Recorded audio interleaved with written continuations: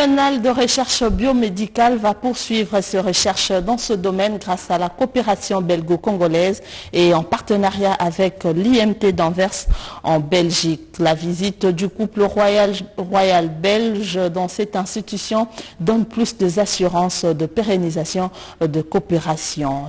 La jeunesse de l'Ituri et quelques structures à Kinshasa soutiennent les forces armées de la République démocratique du Congo au front pour le rétablissement de la paix au Nord Kivu. D'ailleurs, le chef d'état-major général, le général Mbala Moussinsi, a fait une descente au front pour encourager le troupe. C'est le sommaire de ce journal que nous avons le plaisir de vous présenter. Mesdames et messieurs, bonsoir. Le président de la République a signé quelques ordonnances que nous allons découvrir. Ordonnance numéro 22/050 du 9 juin 2022 portant investiture du gouverneur et du vice-gouverneur de la province du Haut-Lomami. Le président de la République, vu la Constitution telle que modifiée par la loi numéro 11/00D du 20 janvier 2011 portant révision de certains articles de la Constitution de la République démocratique du Congo du 18 janvier 2006, spécialement en ces articles 69, 79, 80 et 198 alinéa 2, vu tel que modifié et complété à ce jour la loi numéro 06/006 du 9 mars 2006 portant organisation des élections présidentielles, législatives, provinciales, urbaines, municipales et locales, spécialement en ces articles 158, 159, 160, 170, 173 et 235, vu l'arrêt sous RC 024 du 20 mai 2022, rendu par la Cour d'appel du Haut-Lomami, siégeant comme cour administrative d'appel ayant proclamé définitivement élu gouverneur et vice-gouverneur de la province du Haut-Lomami. Le processus ci-dessous considéra les dossiers de l'élection du gouverneur et du vice-gouverneur de la province précités transmis par la Commission électorale nationale indépendante pour l'investiture des intéressés. Vu l'urgence et la nécessité, ordonne article 1. Est investi gouverneur de la province du Haut-Lomami, Madame Yumba Kalenga Mushimbi Isabelle. Article 2. Est investi vice-gouverneur de la province du Haut-Lomami, Monsieur Loueka Mataka Martin. Article 3. Sont abrogés toutes les dispositions antérieures contraires à la présente ordonnance qui sort ses effets à la date de sa signature. Fait à Kinshasa le 9 juin 2022, Félix-Antoine Tshisekedi Tshilombo. Pour copie certifiée conforme à l'original, le cabinet du président de la République, Guilain Nyembo-Bouiza, directeur de cabinet.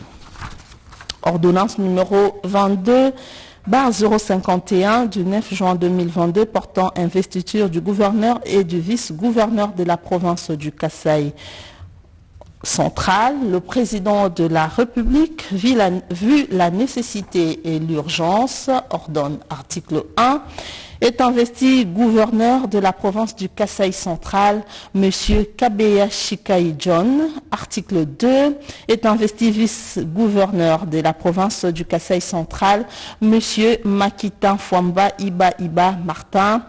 Article 3. Sont abrogées toutes les dispositions antérieures contraires à la présente ordonnance qui sort ses effets à la date de sa signature.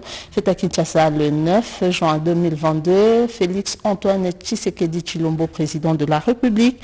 Pour copie certifiée conforme à l'original, le cabinet du président de la République, Guilain Nyembo-Mbouizia, directeur de cabinet. Ordonnance numéro 22/052 du 9 juin 2022 portant investiture du gouverneur et du vice-gouverneur de la province du Kasaï oriental. Le président de la République, vu la nécessité et l'urgence, ordonne article 1.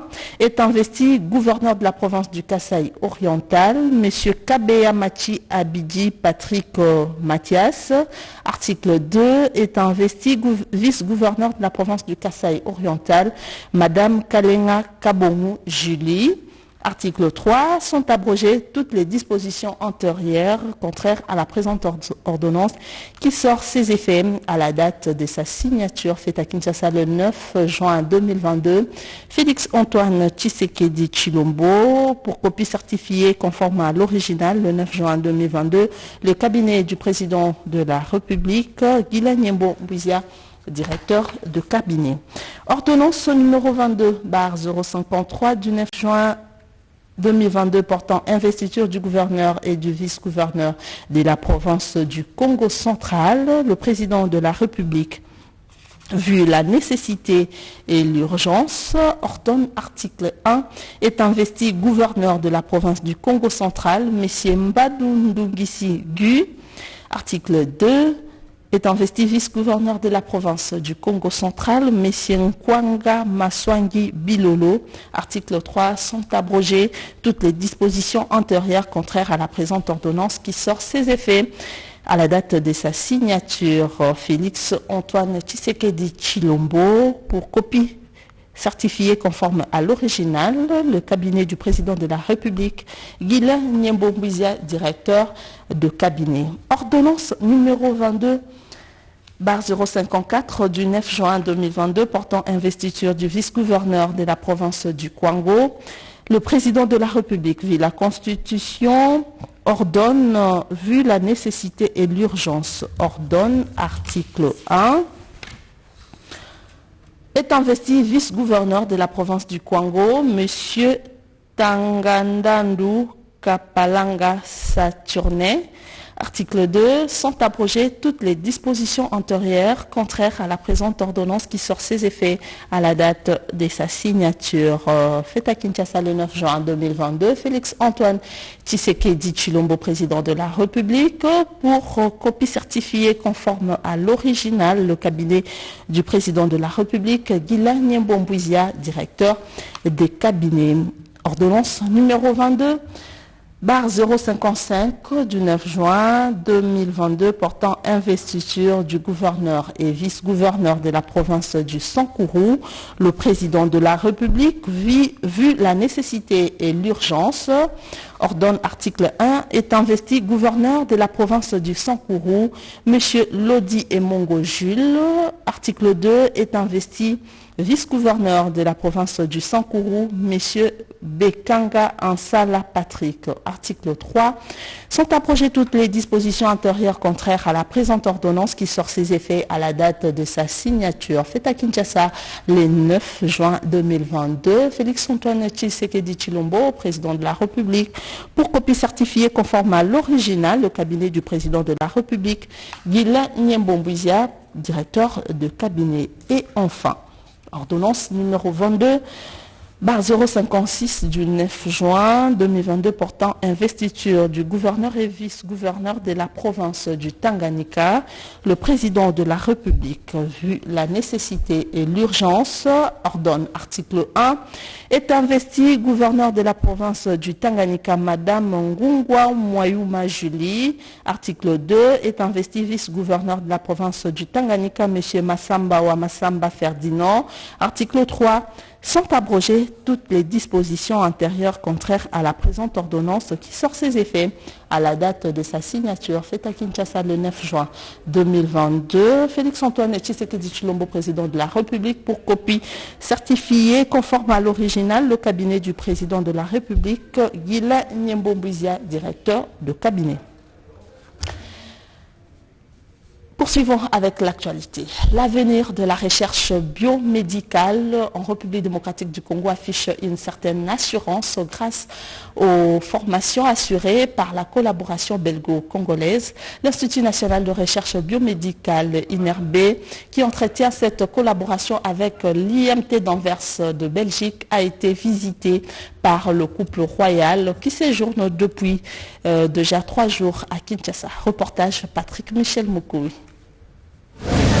Le réchauffement des relations diplomatiques entre la Belgique et la République démocratique du Congo a permis aux deux pays de collaborer efficacement ces dernières années dans plusieurs domaines comme celui de la recherche biomédicale.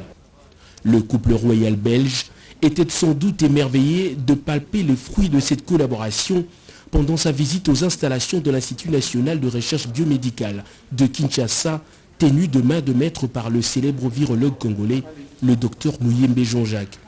En compagnie du ministre congolais de la Santé, le couple royal a reçu des explications du docteur Muyembe Tanfoum sur le fonctionnement de ces machines qui supplantent le laboratoire détenant de secrets biologiques qui ont servi à détecter et pour certains cas, combattre des virus tels que Ebola ou encore Covid-19. La collaboration avec la Belgique par l'entremise de l'Institut de médecine tropicale d'Anvers a, outre les domaines de recherche scientifique, abouti au développement d'une plateforme de formation en ligne qui sert notamment de répertoire didactique. Nous voulons que dans les années à venir, qu'il y ait des inventions dans cet institut, que nous soyons capables de résoudre les problèmes de santé de nos populations.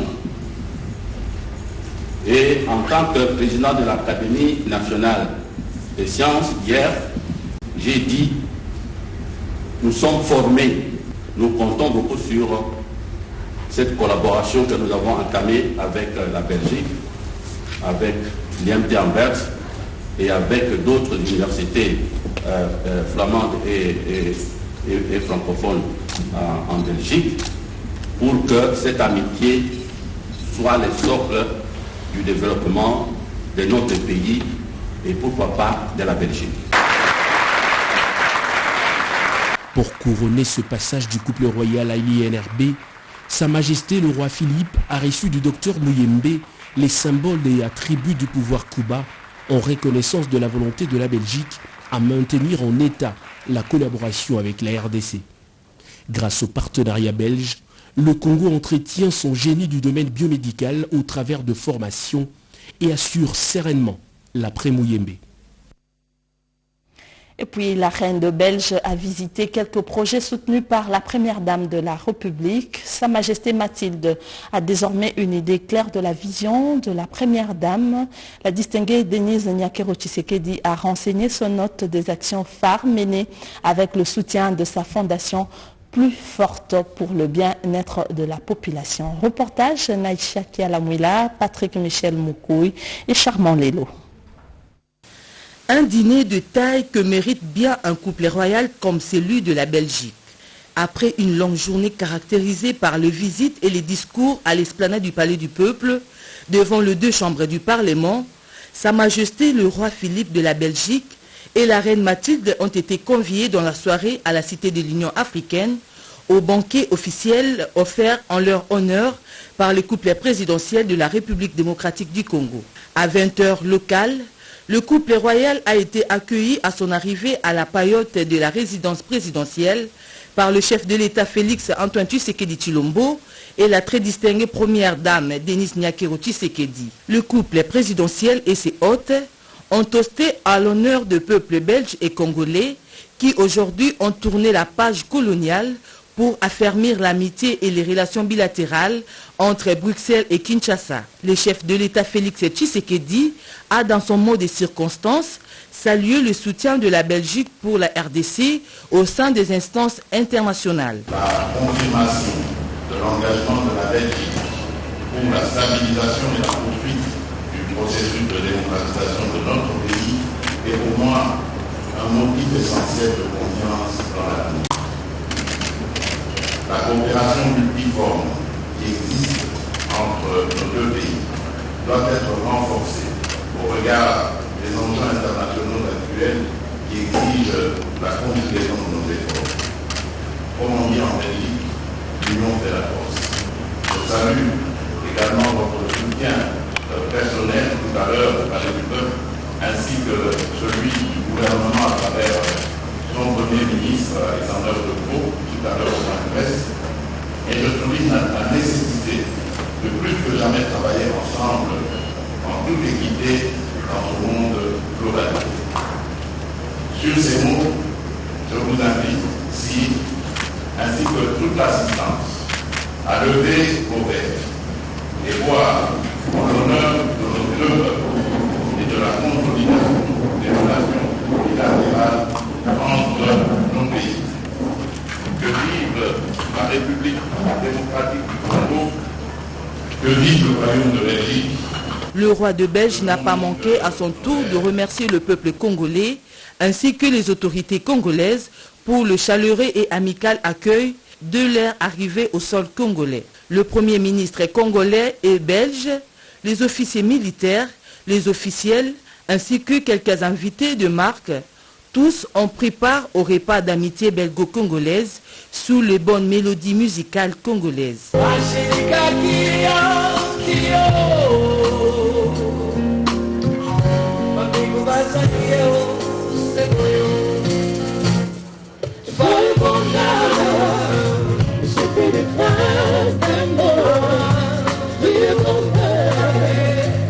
Qui commence bien, finit bien, dit-on. Le couple présidentiel congolais a quitté le lieu après avoir accompagné ses invités.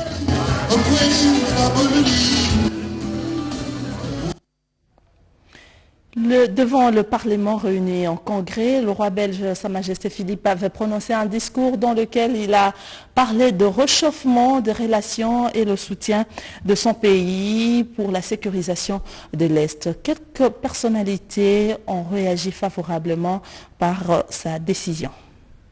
Le leadership de notre autorité morale, le camarade Abdon Etina Bekileipan, nous, Alliance des paysans, des ouvriers et de la classe moyenne pour un développement durable, en sigle APOSEM, saluons la percée diplomatique de la vision du chef de l'État, Félix Antoine Tshisekedi Tshilombo, dont les résultats palpables portent aujourd'hui haut l'image de marque de notre pays, la République démocratique du Congo.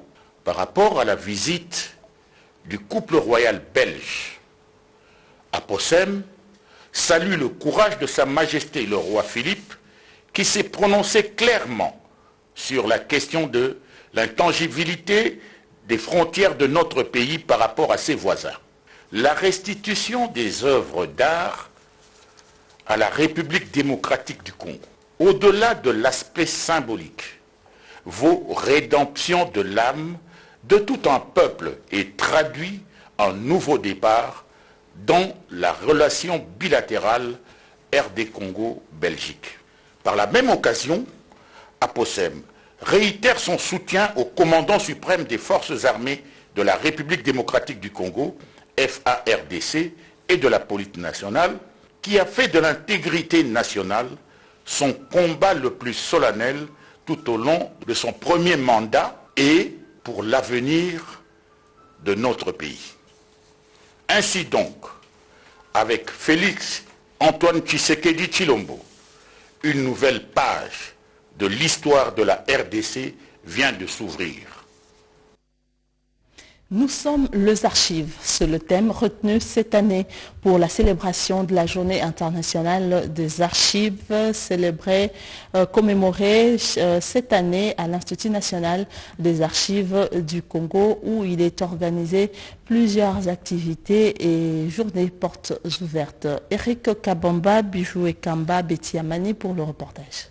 Ces portes du musée national se cachent depuis pratiquement une semaine. Des centaines des archives conservant la mémoire de nos grands hommes, de nos présidents et de nos héros nationaux, exposés par l'Institut national des archives du Congo, qui dirige le directeur général Gavira Moussiji pour célébrer la Journée internationale des archives. La ministre de la Culture et autres personnes participant à cette cérémonie ont eu l'occasion de pénétrer ces documents et photos qui font revivre certains des événements les plus passionnants de l'histoire de la RDC. Nous sommes les archives. Ces thèmes retenus cette année visent à sensibiliser la population sur l'importance de ces riches trésors, a fait entendre le directeur général de l'INACO. L'histoire, c'est notre avenir. Et en tant que notre avenir, l'histoire devrait signifier pour nous les archives. Nous avons le devoir de conserver ensemble l'histoire de notre pays, ses preuves, peut-être plus pour nous, mais certainement pour l'avenir de nos enfants. Les archives constituent un patrimoine unique et irremplaçable transmis de génération en génération, a lâché la ministre de la Culture. Cette célébration est également l'occasion d'une interpellation des consciences individuelles et collectives que nous avons tous sur l'enjeu des archives. Cette conscience n'est que très, voire trop faible Notre conscience sur la valeur d'un document d'archives ne se traduit qu'à l'instant de son utilisation.